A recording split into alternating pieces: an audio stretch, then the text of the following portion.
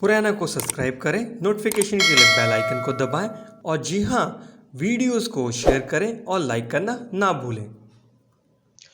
Welcome to all in this new tutorial. आप सभी का मेरे इस नए ट्यूटोरियल में स्वागत है। आज हम सीखेंगे कि किस तरीके से हम माया में यूवी ऑफसेट एनिमेशन हम लोग बना सकते हैं, ठीक है। और जिसकी हेल्प से हम लोग different type of texture animation और इफेक्ट्स हम लोग क्रिएट कर सकते हैं। इसके लिए हमें सबसे पहले क्या चीज़ों की ज़रूरत पड़ेगी मैं आपको बताता हूँ। इसके लिए हमें एक टेक्सचर पैटर्न की ज़रूरत पड़ेगी, जिसके लिए हम लोग फोटोशॉप में उसको हम लोग क्रिएट करेंगे। उसके बाद हम अपने माया में एक सरफेस के ऊपर, मैश के ऊपर हम उसको अप्लाई करेंगे और उसके यूवीज को हम ऑफसेट करेंगे, फिर उस पर एनिमेट करेंगे। तो आइए स्टार्ट करते हैं कि किस तरीके से किया जाएगा। ठीक, तो सबसे पहले मैं फोटोशॉप में जाऊंगा और फोटोशॉप में जाने के बाद मैं एक न्यू फाइल और एक न्यू डॉक्यूमेंट में क्रिएट करूंगा। ये थोड़ा समय लगेगा, आप थोड़ा सा इंतजार करें। और उसके बाद यहाँ से पिक्सल्स में चेंज करते हैं 1000 बाय 1000 हाइट एंड विड्थ का रेशियो मैं यहाँ पे रखूंगा और 300 रेजोल्यूशन मैं यहाँ पे क्रिएट करूंगा। और ये 1:1 का रेशियो में आपका इमेज फाइल होना चाहिए, ठीक है। आप इसको 500 बाय 500, 512 बाय 512 आप इसको चूज कर सकते हैं। आपके ऊपर डिपेंड करता है कि आप इसको कितना रखना चाहते हैं। तो इसके बाद हम अपनी फाइल को क्रिएट करेंगे और कंट्रोल जूम करते हुए इसको फिट टू स्क्रीन हम लोग अपने वर्क स्पेस को करेंगे। उसके बाद सिंपली हमें एक शेप हम लोग बनानी है। तो ऑल्ट को प्रेस करते हुए एक प्रॉपर प्रपोर्शन में लेते हुए हम एक क्लिप ड्रॉ करते हैं और मैं इसकी लाइन और कलर्स को मैं इसको ऑफ कर देता हूं क्योंकि इसकी जरूरत नहीं है। और ये आपके ऊपर भी डिपेंड करता है कि आप किस तरीके का पैटर्न टेक्सचर आप बनाना चाहते हैं और किस तरीके का आप इफेक्ट बनाना चाहते हैं। तो मैं फिलहाल के लिए एफएक्स मेन्यू में जाकर मैं इसमें इनर शेडो या इनर ग्लो आप लोग इस पर अप्लाई कर सकते हैं। मैं यहाँ पे इनर ग्लो अप्लाई कर रहा हूँ, बट इनर ग्लो से मेरा कुछ अच्छा इफेक्ट नहीं आया है, तो मैं इनर शेडो इस पर अप्लाई कर रहा हूँ। राइट, सो मैंने इस पे पहले से इसमें कुछ क्रिएट कर रखा था, ये उस तरीकेकार है, बट आप लोग इसको रीसेट कर सकते हैं और रीसेट की हुई सेटिंग्स को आप लोग यूज कर सकते हैं। मैं यहाँ से कलर चूज कर रहा हूँ। कलर में मैंने प्रॉपर मैं प्योर रेड कलर में यूज कर रहा हूँ और साथ में मैं कॉन्टोर में अपना आपको बाय डिफॉल्ट ये कॉन्टोर वैल्यू यहाँ पर मिलेगी, लेकिन आप इसको अपने अकॉर्डिंग कस्टमाइज कर सकते हैं, मॉडिफाई करते हैं। जिस तरीके का आपको इफेक्ट चाहिए आप उस तरीके का यहाँ पे यूज कर सकते हैं। फिलहाल के लिए मैं अपना कॉन्टोर को मैं ये चूज कर रहा हूँ और आई थिंक ये भी कुछ बुरा नहीं है, तो मैं इसको चूज कर लेता हूँ और हम ओके करते हैं।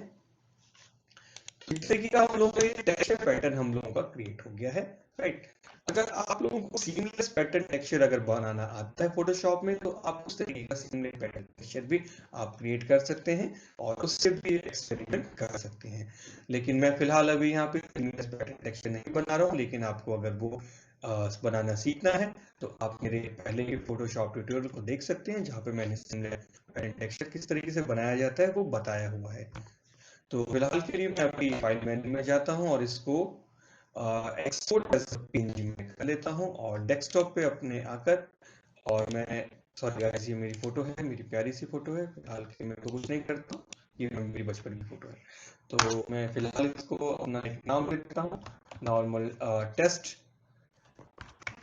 पैटर्न करके, पैटर्न मैं इसको नाम दे देता हूँ और मैं इसको यहाँ पर सेव कर देता हूँ। राइट, और इसको मिनिमाइज कर देता हूँ, चेक करता हूँ कि हम लोगों का ये आया है या नहीं। ये हम लोगों का आ चुका है। तो ये एक हम लोगों का टेक्सचर है जो हमारा फॉर्म में है। करेक्ट, उसके बाद हम लोग चलते हैं अपने माया में और माया में हम लोग की चीजें प्रिपेयर हो चुकी हैं, अभी तक हम लोगों का वर्क करने के लिए रेडी है। तो मैं यहाँ पर क्रिएट मेन्यू में से पॉलीगन प्रिमिटिव लेकर मैं यहाँ पे सिलेंडर क्रिएट करता हूँ। सिलेंडर की जो मेरी वैल्यूज होनी चाहिए, एक्सिस डिविजन आप यहाँ पे 12 to 36 आप चूज कर सकते हैं। एक प्रॉपर राउंड शेप के लिए, और ये आपके ऊपर डिपेंड है कि आप किस तरीके का बनाना चाहते हैं।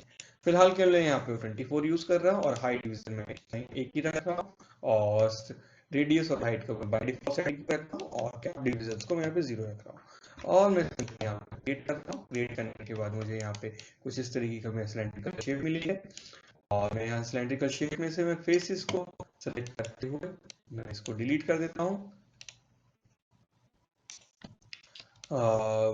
और डिलीट करने के डिलीट मैं यहाँ से कर देता हूँ। ये डिलीट हो गया, हमें इसकी जरूरत बिल्कुल भी नहीं थी, और मुझे अंदर वाले इनकी भी जरूरत नहीं है, मैं इनको डिलीट कर देता हूँ, और ऑब्जेक्ट मोड में वापस आ जाता हूँ। इसके बाद हम चलते हैं अपने यूवी एडिटर के अंदर। यहाँ पे हम लोगों का असली खेल है, असली गेम हम लोगों का यहीं पर है। यहाँ पे किस तरीके से हम लोग यूवीज को ऑफसेट करते हैं, ठीक है। तो यूवी को ऑफसेट करने के लिए ज्यादा कुछ नहीं, ये हम लोगों का मेन, हम लोगों का वर्क एरिया होता है। ऑफसेट मीन होता है कि हम उसको स्प्लिट कर दें, उसको हम डिवाइड कर दें, ठीक है।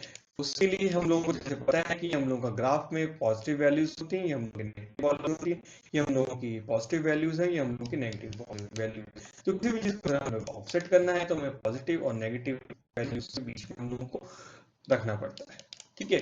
तो इसके लिए मैं सिंपली यहाँ पे क्या कर रहा हूँ कि मैं यहाँ पे इसके इनसाइड वाले जितने भी वर्टेक्सेस हैं मैं इनको सेलेक्ट कर रहा हूँ, और उसके बाद अपने यूवी टूल्स का यूज करते हुए अगर आपको यूवी टूल अगर नहीं दिख रहे हैं तो आप लोग टूल्स में से जाकर यहाँ पे यूवी टूल्स को एक्टिवेट कर सकते हैं, राइट। और इसमें हम लोग के पास टैब है अलाइन एंड स्नैपिंग, ठीक। फिलहाल के लिए मैं इसको थोड़ा सा बाहर ले आता हूँ, और यूवी टूल किट जाता हूँ, और यूवी टूल किट में जाने के बाद मैं इसको राइट अलाइनमेंट करता हूँ और लेफ्ट अलाइनमेंट करता हूँ, और बॉटम अलाइनमेंट करते हुए मैं इसको यूवीज को मैंने अलाइन करके बॉटम और लेफ्ट मैंने अलाइन कर दिया है। सेम इसी तरीके से मैं अपने इन वाले यूवीज को, इन वाले वर्टेक्स को सेलेक्ट करते हुए सेम इस तरीके से मैं इसको राइट अलाइनमेंट करके और बॉटम अलाइन कर देता हूँ। तो जिस तरीके से हमारे जितने भी यूवीज हैं वो अलाइन हो चुके हैं। इसके बाद हमें करना क्या है कि हमें अपने इन यूवीज को हाफ पॉजिटिव साइड रखना है, हाफ हमें नेगेटिव साइड रखना है। तो पॉजिटिव साइड के लिए मैं यहाँ पे 0.5 रख रहा हूँ, और नेगेटिव में भी मैं 0.5 रख रहा हूँ, ठीक है। आप इसे 0.7 तक भी रख सकते हैं, 0.8, 0.9, बट हाँ आप कोशिश करें कि वैल्यूज यहाँ पे बराबर रखें। आप अगर आप वैल्यूज ऊपर नीचे भी रखना चाहते हैं आप रख सकते हैं, उससे एक अलग तरीके का इफेक्ट आपको मिलेगा, ठीक है। इतना करने के बाद हमारा यूवी ऑफसेटिंग का ये हम लोगों को यूवी एडिटर का हम लोगों का काम हो चुका है। अभी हमें क्या करना है कि इसके ऊपर हमें एक मटेरियल अप्लाई करना है। तो मटेरियल में बेसिक सिंपल लैम्बर्ट मटेरियल अपना यूज कर रहा हूँ, और मैं अपने लैम्बर्ट टैब में अपनी प्रॉपर्टी में जाकर कलर में अपना मैं अपनी फाइल को कॉल कर रहा हूँ जो हम लोगों ने बनाई है टेस्ट पैटर्न के नाम से। मैं इसको यहाँ पे लगा लेता हूँ, और ट्रांसपेरेंसी के अंदर भी मैं अपनी सेम इसी फाइल को मैं लगा देता हूँ, और 6 प्रेस करेंगे तो हमें यहाँ पे कुछ दिखाई नहीं दे रहा है, राइट, क्योंकि अभी हम लोगों का टेक्सचर ऑफसेट में है तो इसलिए हमें विजिबल नहीं होगा, बट ये यहाँ पे प्रॉपर तरीके से हम लोगों को यूवीज के अंदर दिख रहा है। क्योंकि ये इसलिए नहीं दिख रहा है क्योंकि हम लोगों के जितने भी मेरे वर्टिसेस और मैट्रिसेस थे मैंने उनको स्नैप करके एक अलाइनमेंट में ऑफसेट में मैंने उनको डाल दिया, जिसकी वजह से वो हमें नहीं दिख रहे हैं।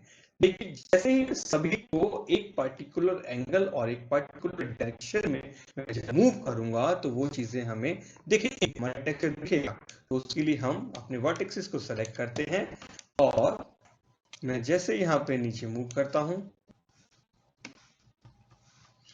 तो यहाँ पे मुझे मेरा टेक्सचर दिखाई देगा। यहाँ पे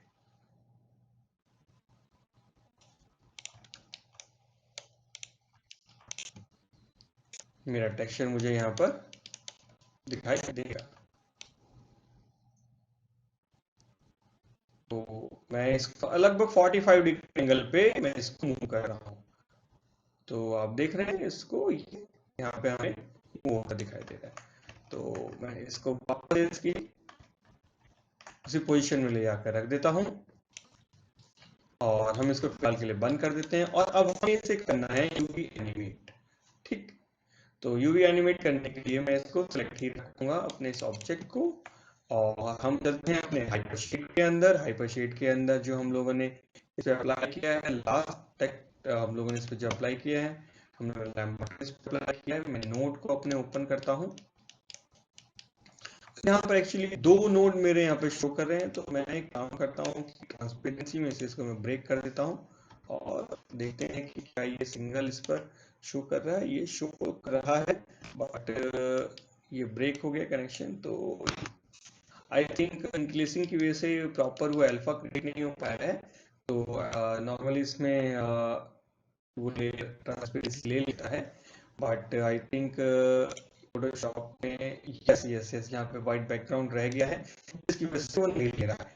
तो मैं इस बैकग्राउंड लेयर को डिलीट कर देता हूँ क्योंकि हमें प्रॉपर ट्रांसपेरेंसी चाहिए। और वापस से मैं इसको एक्सपोर्ट मेन्यू से जाके वापस से मैं इसको टेस्ट पैटर्न पे मैं जाकर इसको वापस से सेव एंड रिप्लेस कर देता हूँ और माया में आकर मैं इसको यहाँ से हम इसको रीलोड कर लेते हैं, राइट।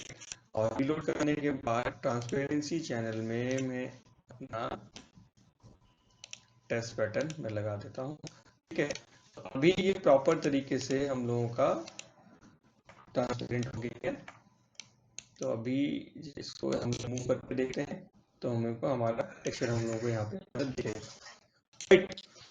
तो इसको सेलेक्ट करते हैं ऑब्जेक्ट को, हाइपर शेड मिलते हैं और हाइपर शेड में आने के बाद अगर इसको भी अगर हम लोग ब्रेक कनेक्शन कर दें तो भी कोई इशू नहीं होगा।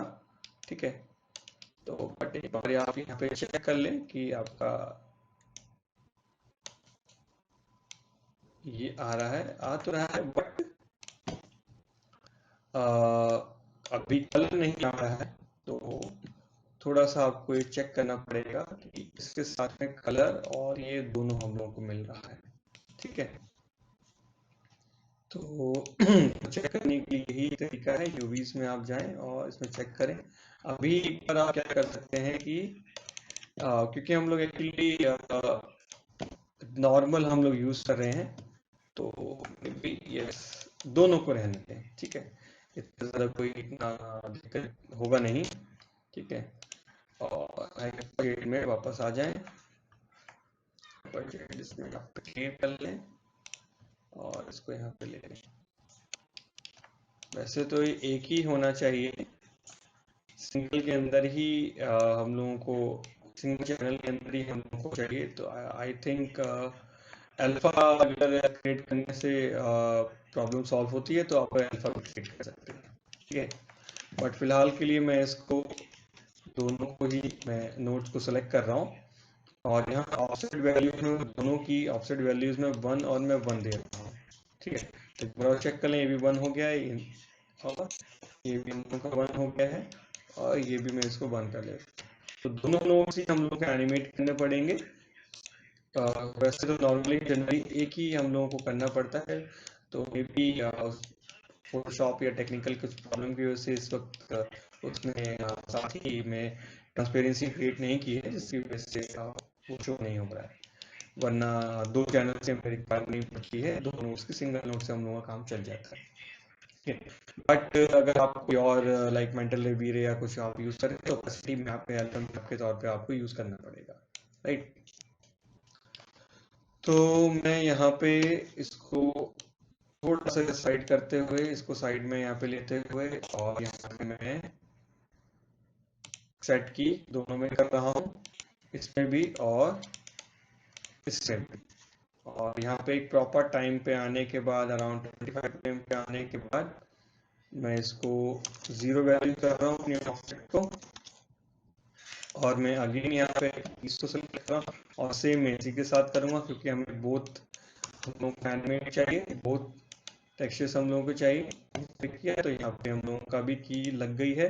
तो अगर अभी देखें तो ये हम लोगों का एनिमेटेबल यूवी टेक्सचर हम लोगों को मिलता है। तो इसको प्ले करें तो ये हम लोगों को प्ले तो आपको मिलेगा, बट सिर्फ इतने से ही काम नहीं चलेगा, आपको वापस से एडिटर में जाना है और आपको ये नोट सेलेक्ट करना है। नोट सेलेक्ट करने के बाद में हमें जाना है एनिमेशन में। एनिमेशन में जाने के बाद Windows animation editor, graph editor में आपको इन कीज को ऐड कर देना है और यहाँ पे कर्व में आने के बाद फोर्स इंफिनिटी साइकिल आपको अप्लाई करना है, दोनों के ऊपर ही अप्लाई करना है। ये अच्छा है कि आप लोग यहाँ पे दो नोट्स क्रिएट हो गए हैं, तो कहीं ना कहीं आपको बेनिफिट भी है कि अगर ऐसी सिचुएशन आपके सामने आ जाती है तो आप उस तरीके से कैसे सॉल्व करेंगे, अगर आप कोई और भी थर्ड पार्टी रेंडरिंग आप अगर यूज कर रहे हैं तो। और सेम इस तरीके से मैं इसको भी अप्लाई करूंगा। और अगर ये प्रॉब्लम डबल वाली अगर नहीं आती है, एक ही अल्फा और एक ही फाइल से, अगर एक ही पीएनजी फाइल से अल्फा क्रिएट कर अगर आप कर रहे हैं तो आप सिंगल पे आप काम करेंगे, ठीक है, तो उसमें वो चीज चल जाएगी। तो इतना होने के बाद इस बस आप प्ले करें और देखें, ये हम लोगों का इफेक्ट हम लोगों को मिलता है। तो इतना ही नहीं, इसके बाद में आप इसके अंदर इसकी शेप्स के साथ भी आप प्ले डाउन कर सकते हैं, इनको ट्विक कर सकते हैं। मैं फिलहाल के लिए एजेस को सेलेक्ट कर रहा हूँ और एजेस सेलेक्ट करने के बाद मैं एजेस को एक्सट्रूड करता हूँ। तो देखिए ये कितना खूबसूरत सा इफेक्ट हमें मिल रहा है। साथ में जी फॉर रिपीट कमांड का यूज करते हुए मैं नीचे लिखकर और इसको अगर हम लोग इस तरीके से करके थोड़ा सा स्केल और इसको अगर मैं रोटेट कर दूं और ऑब्जेक्ट मोड में वापस चला जाऊं, तो अगर अभी आप देखें तो एनिमेशन इसका तो इतना खूबसूरत सा एनिमेशन हमें मिलता है। सो जिस तरीके का आप पैटर्न फोटोशॉप के अंदर क्रिएट करेंगे उसी तरीके का आपको यहाँ पर इफेक्ट मिलेगा। तो क्रिएटिविटी आपके ऊपर है और जितनी आप एनिमेटेबल कीज लगाएंगे, जैसा आप एनिमेशन करेंगे उस तरीके से आप एनिमेशन और अपने इफेक्ट्स को चेंज कर सकते हैं और इसके संग बहुत सारी चीजें आप लोग क्रिएट कर सकते हैं। आई होप आप लोगों को मेरा ये छोटा सा प्यारा सा ट्यूटोरियल अच्छा लगा होगा। तो अगर लगा है तो मेरे चैनल को सब्सक्राइब करें और नोटिफिकेशन के लिए बेल आइकन को जरूर दबाएं। मैंने एक बार फिर से वापस ट्यूटोरियल बनाना शुरू कर दिया है एक काफी लंबे गैप के बाद। सो आने वाले टाइम में आप लोगों को बहुत अच्छी और बहुत नई चीजें आप लोगों को सीखने के लिए मिलने वाली हैं।